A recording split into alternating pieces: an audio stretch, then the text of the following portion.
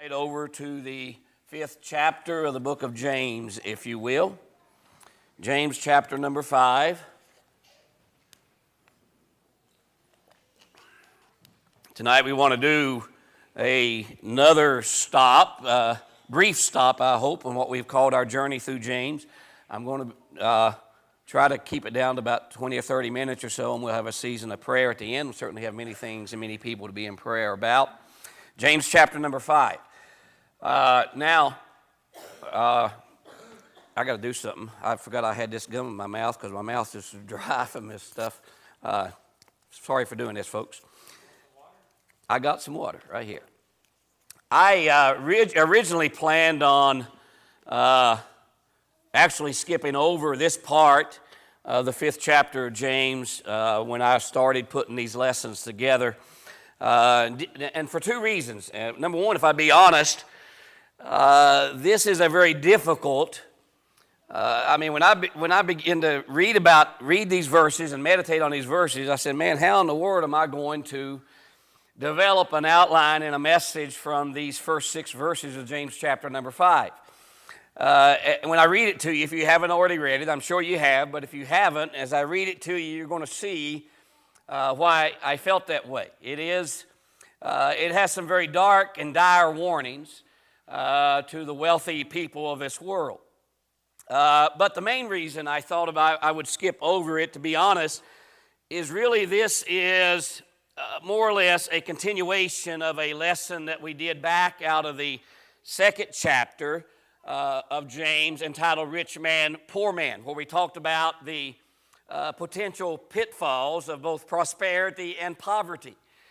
And as crazy as that sounds, there are some potential pitfalls in both of those. Obviously, the pitfall for prosperity is when we become self-reliant and self-confident. We forget about God. We say, we gotten all of this wealth, all of these possessions by our ability or by our talent. We tend to forget that God has given us everything that we have. So that's a potential pitfall from prosperity. But James says there's also a potential pitfall when it comes to poverty. And that is wallowing in self-pity, maybe even becoming bitter because God does not seem to be blessing us materially as he does other people.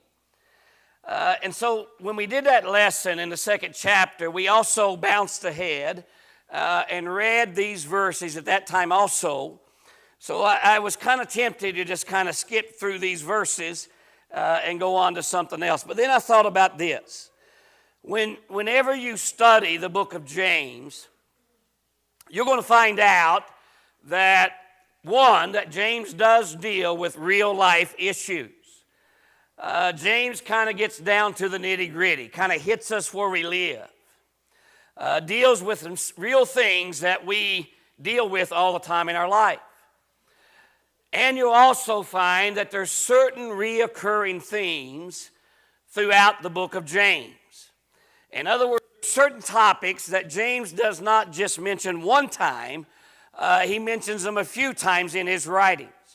For example, one of the reoccurring themes in the book of James is, of course, that of problems that we face in this life, that of trials and tribulations. James mentions that several times. And listen, we all face problems, we all face trials in our life. And what James teaches us is that these trials come for one of two reasons. They either come to purge us, that is to cleanse us, maybe some fault, some sin we have in our life, or it comes simply to purify us or to mature us as the children of God. So the theme of problems is a reoccurring theme in the book of James. Also, the theme of prayer. James certainly talks a lot about prayer, starting in the 1st chapter when he said, listen, if any of you lack wisdom, you know what? Let him ask of God. Let him pray about it. And so he mentions that many times after that. In fact, later on in this chapter, we'll probably have maybe 1, 2 more lessons in the book of James. But later on is that famous portion of Scripture where James says, listen, the effectual fervent prayer of a righteous man, he says, you know what, it availeth much. Prayer does make a difference. So he talks a lot about problems, talks a lot about prayer, talks a lot about patience. That will probably be our next lesson. Something that is in short supply in my life, unfortunately. I'm not known as the most patient person in this world. But the point is, James touches on several things a number of times in his writings.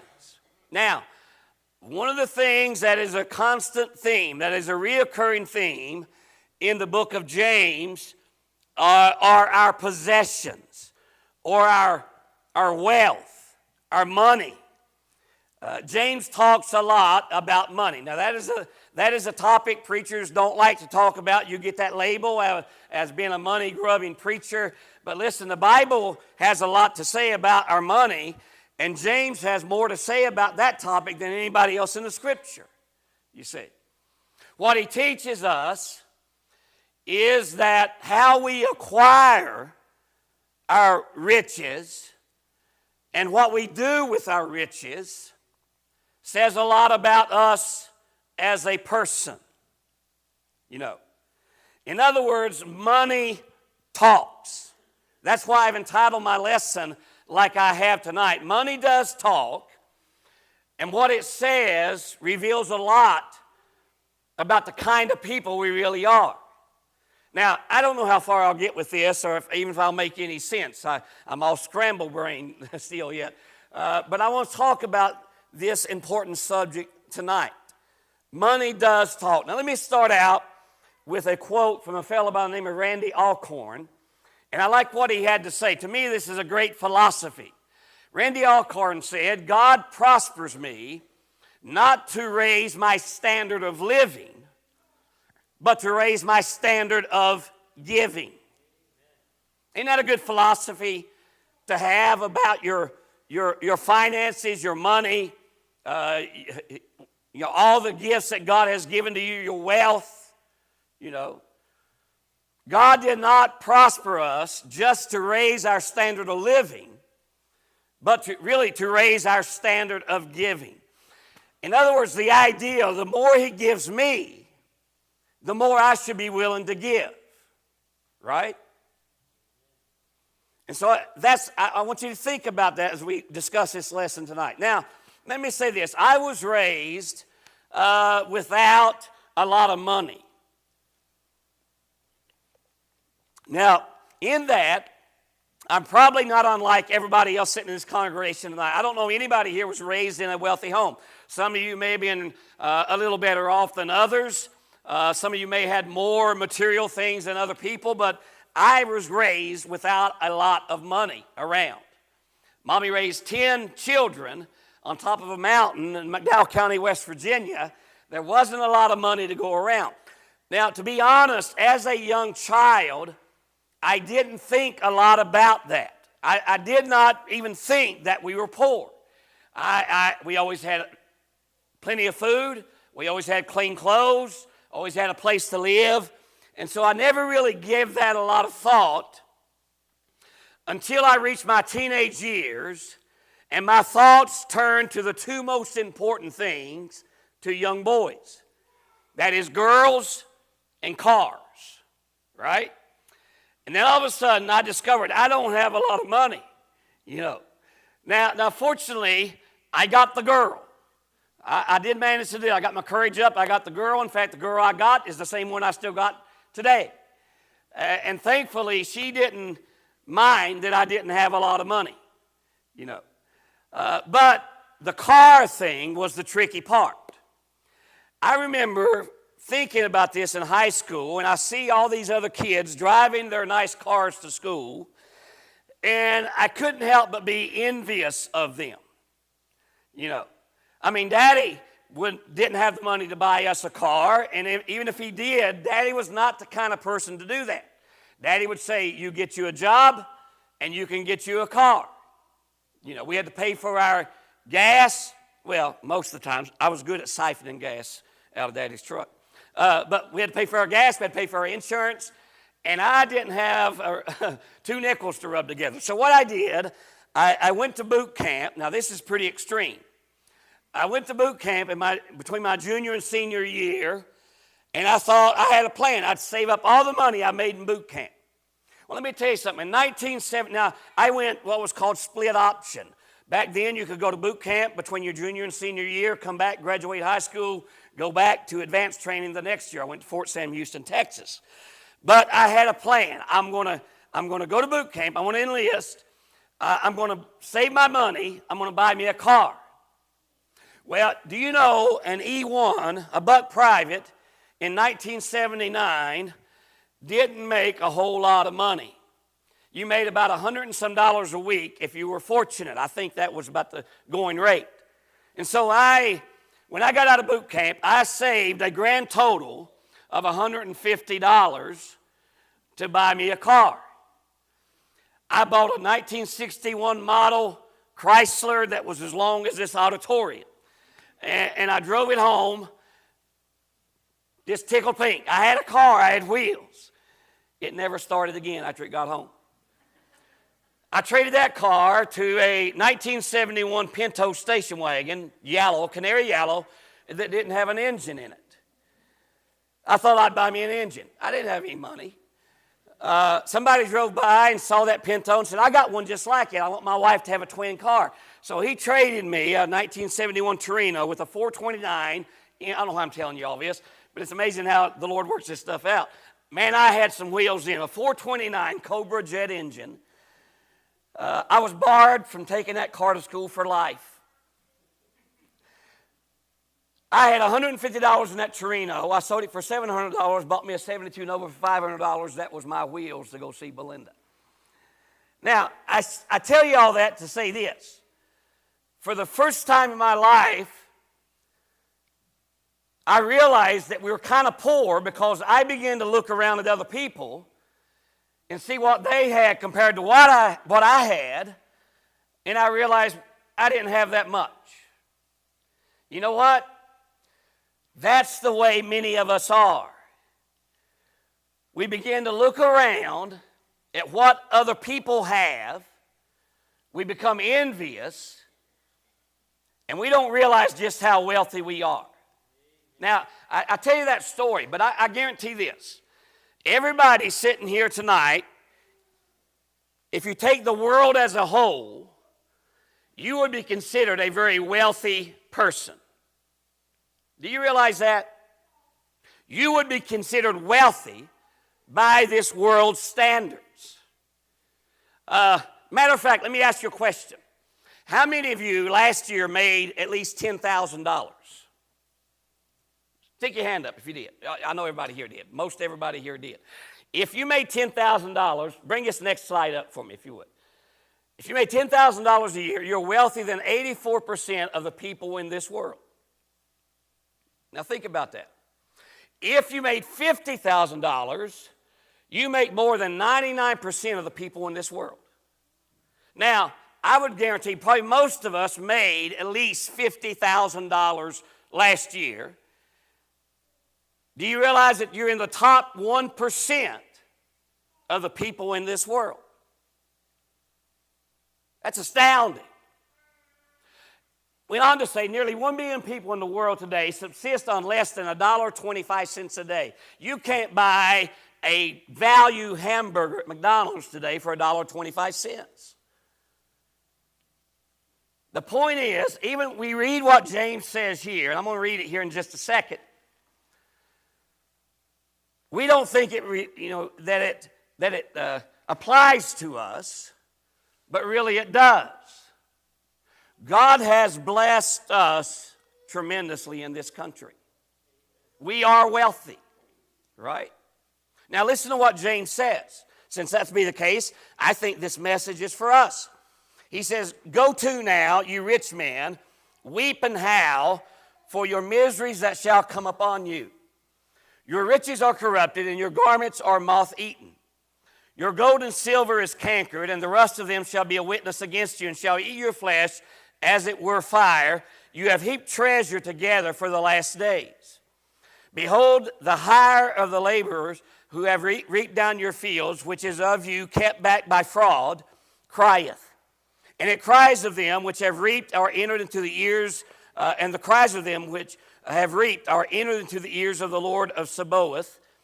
You have lived in pleasure on the earth and become wanton and been wanton. You have nourished your hearts as in the day of slaughter. You have condemned and killed the just, and he doth not resist you. Now, let me go ahead and quit my scripture reading right there. Can I just say this to you? We have, I think, a very warped view of money and wealth in our society.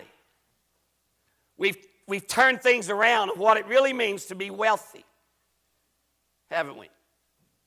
I read about this man, this old man who had inherited several $100,000, and he was an old man. He was up in his 80s, and his family was kind of worried about telling him. They didn't know how he would take it.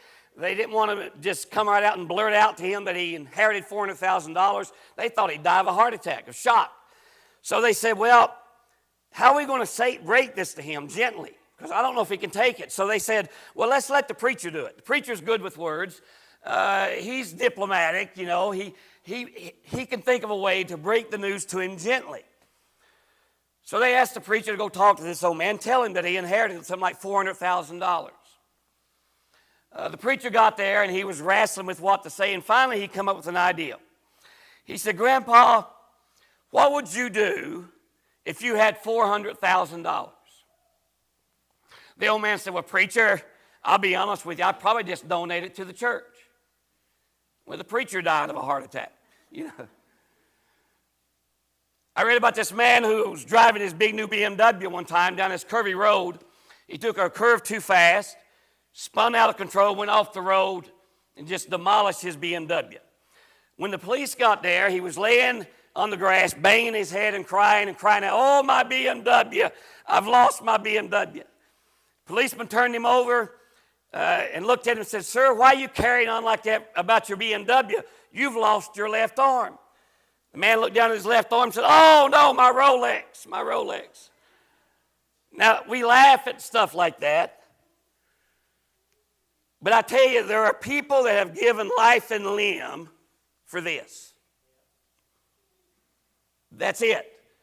There are people that have given up their families, their fellowship with God, their own health, just to acquire wealth. We've got a warped idea of what true wealth is. And so, I just want to give you 3 or 4 principles. Money does talk. Now, let me give you a 1-sentence summary of my whole lesson. I could just give you this. We could quit and have prayer. But a 1-sentence summary is how I steward my wealth reveals my spiritual health. That make sense? In other words, what kind of steward I am of what God gave. I read that most people today spend about 10% more than they really make. That's the way we are. Now, isn't it interesting that 10% is a tithe? You know what? God is going to get his tithe one way or the other. Most people spend about 10% more than they make. The more money we make, the more money we spend. The more toys we got to have, the more money we spend. But what kind of steward I am of my wealth reveals a lot about my spiritual health. So when I say money talks, how you handle your money says a lot about you. Now, I could chase a rabbit trail. Folks, I believe in tithing. I believe it's my responsibility to tithe and then to give. I believe in tithing with the first fruits. Not after Uncle Sam's got his cut. Not after taxes. I tithe before taxes, you see. I'm telling you, how you handle your money how you are a steward of your wealth, tells a lot about your spiritual health. Now, this is rough stuff, but money does talk. Now, let me give you 4 principles. If money does talk, here's what money would say to us. I won't spend too long with these. I'll hurry through them. In the first place, if money could talk to us, it would tell us, that, folks, that money can lead to misery. That's number 1. Now, listen to what James says.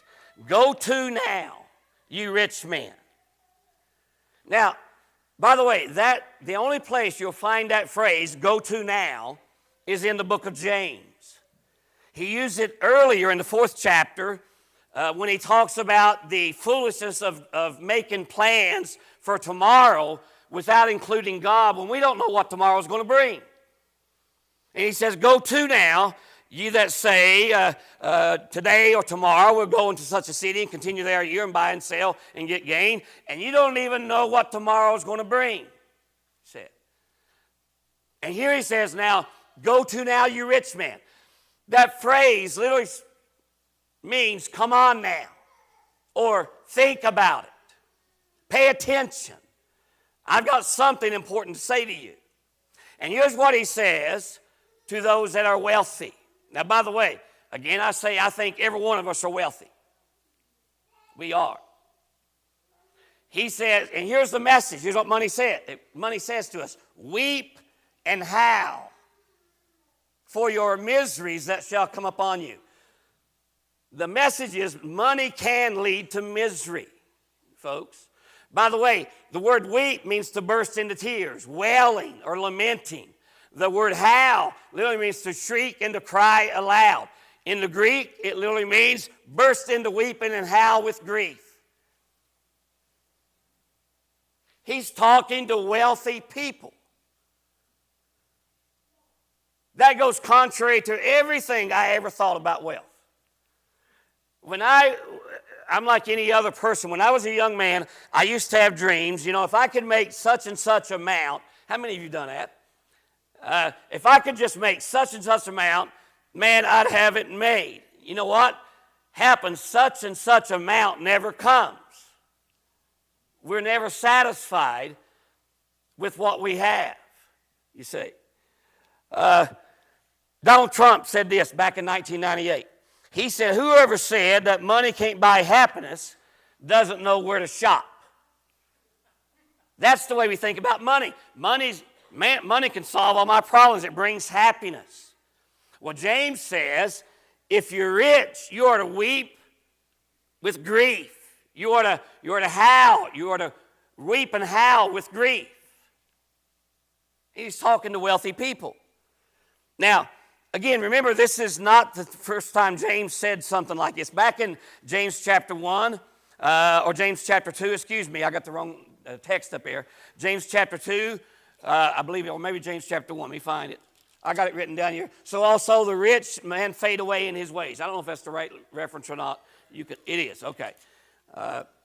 James talks about this a lot. The book of Proverbs, he that trusteth in riches shall fall, but the righteous shall flourish as a branch. It goes like that.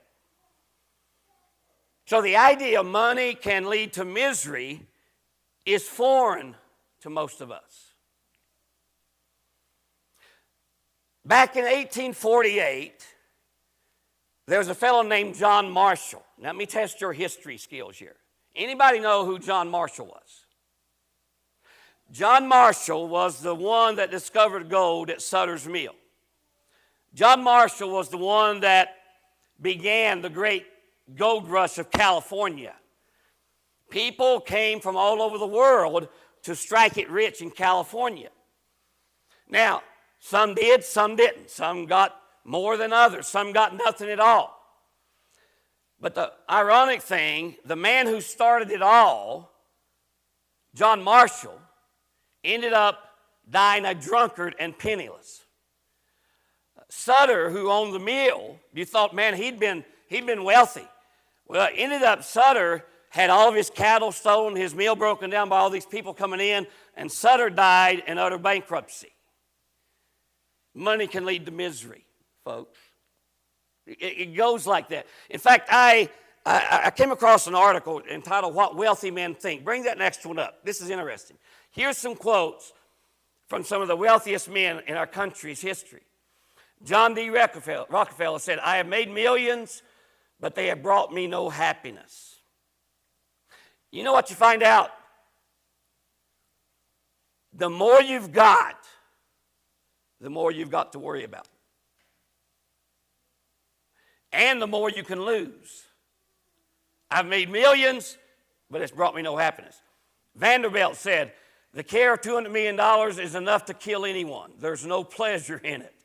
How would you like to have $200 million? John Jacob Astor said, I am the most miserable man on earth. Henry Ford, I was happier while doing a mechanic's job. Andrew Carnegie, millionaires seldom smile. So the first thing that money would tell us, folks, is money can lead to misery. The second thing is found in verse number 2, and that is that riches can rot. He says in verse 2, your riches are corrupted, your garments are moth-eaten, your gold and silver is cankered. I mean, think about, now by the way, I don't know if I put this up here or not. In the first century, here was how wealth was measured. Someone said it was measured by grain, by garments, and by gold. That's how you measured wealth in the first century. Basically, how much food you had, what kind of clothing you wore, how much gold you had, that's how you measured wealth. Well, James says, you know what? All of that can pass away. Your grain were rotten. In other words, the idea is they had stored up. Remember the rich man in the Gospels? He said, I don't have room to store all of my goods. Thus will I do. I will tear down my old barns. I'll build new ones and store all of my goods. And I can say, you know, man, I can eat, drink, and be merry.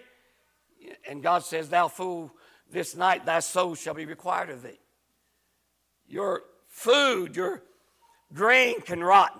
Your gold, your garments are moth-eaten. All the flashy garments people like to wear. I had a lot of hand-me-downs. You have hand-me-downs, George? And I was tickled with those my favorite memory is when I finally got my brother's hand-me-down penny loafers. That was the coolest shoes I ever owned. Didn't have too many flashy garments. But James says, listen, all these flashy garments are moth-eaten. All your gold, he says, and silver is cankered. Now, gold is the most durable, and silver are the most durable of metals. They can't rust, but they can corrode. They can tarnish. The point is, James says all of these things will pass away. Now, by the way, he's not saying it's a sin to be rich. He's not saying that you have to take a vow of poverty. Matter of fact, some of God's choicest saints in the Scripture were wealthy men. From Abraham to David to Solomon, Joseph, in the New Testament, Lydia. Some of God's greatest saints were wealthy people. It's not a sin to be rich. It is a sin to hoard it up. It can be a sin what you do with it. Does that make sense? Let me read you something here very quickly. I'll hurry to a close. I read this and I found it very interesting. In 1928, the world's most successful financiers met at a motel. Let me find the name. Edgewater Beach Hotel in Chicago. A group of the most famous, wealthiest people in the world. All the great minds when it came to finances met in this one meeting. Now here, who was present? Just listen to this list. The president of the largest utility company in America was present. The greatest wheat speculator was present. The president of the New York Stock Exchange was there. A member of the president's cabinet was there. What they called the greatest bear in Wall Street was there. The president of the Bank of International Settlements was there. And the head of the world's greatest monopoly was there. So all of these wealthy, influential men met in Chicago. And the papers wrote up all these articles about their story and used them as somebody to hold up for our young people to aspire to be like. 25 years later, here's what happened to these individuals. Let me find my place. The president of the largest independent steel company, Charles Schwab, lived on borrowed money the last 5 years of his life and died broke. The greatest wheat speculator, Arthur Cutten, died abroad insolvent. The president of the New York Stock Exchange, Richard Whitney, ended up in Sing Sing prison. The member of the president's cabinet, Albert Fall, was pardoned from prison so he could die at home. The greatest bear in Wall Street, Jesse Livermore, committed suicide. The president of the Bank of International Settlements, Leon Fraser, committed suicide. The head of the greatest monopoly in the world, Ivar Drager, committed suicide. That's what happened to the 10 or 12, greatest financial minds in our country. Riches, folks, can rust. Are you with me? These two friends went to another friend's funeral who died. He was a wealthy man. One looked at the other and said, "How much did he leave?" He said, "He left all of it." Right? Number 3, the third lesson is found in verse 3, and that is this: possessions, if we're not careful, can possess us. Now, I'll just give you these last two quickly and I'll hurry to a close. Verse 3 says, "Your gold and silver is cankered, and the rust of them shall be a witness against you." Isn't that interesting? Now, I put a couple scriptures that give us the idea of what James is trying to say. In Psalm 62, it said, "If riches increase, set not thy heart upon them." In other words, don't make that the main priority in your life. Your job, your money, must not be the most important thing in your life. Paul wrote this in 1 Timothy chapter 6. We know this: "For the love of money is the root of all evil." A lot of people misquote that. They say money is the root of all. It's not money. It is the love of money that is the root of all evil. He says, "Which while some coveted after, they have erred from the faith and pierced themselves through with many sorrows." By the way, that's why Paul said in the next verse that flee these things, O man of God. You run away from these things. Don't make them the number one priority in your life. Because, folks, if you're not very careful, possessions can end up possessing you. Right? Matthew 6, Jesus said, here's how he said, "Lay not up yourselves treasures in heaven," or lay up for yourselves treasures in heaven, where neither moth nor rust doth corrupt, and where thieves do not break through or steal, and where your treasure is, there's your heart also. Don't let possessions possess you. Then the last lesson money teaches us is that self-indulgence can lead to sin. Now listen to what he says. He says, "The rust of them shall be a witness against you, and shall eat your flesh as it were fire. You have heaped treasure together for the last days. Behold, the hire of the laborers who have reaped down your fields." Now, you understand what James is talking about. You've hired these men to come in to reap the harvest.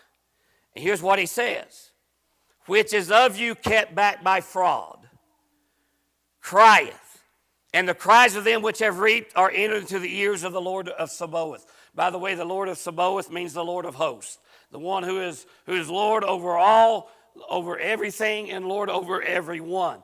God hears this. The danger is that riches can ruin our character. Riches can lead us to doing other people wrong.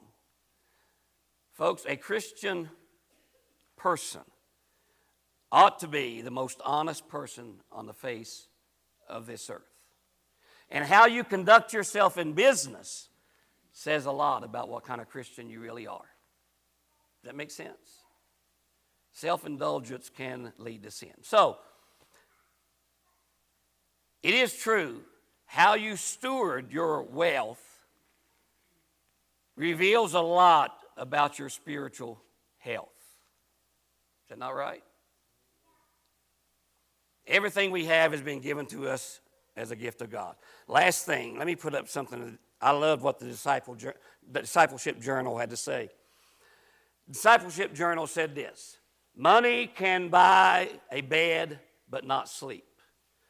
It can buy books, but not brains.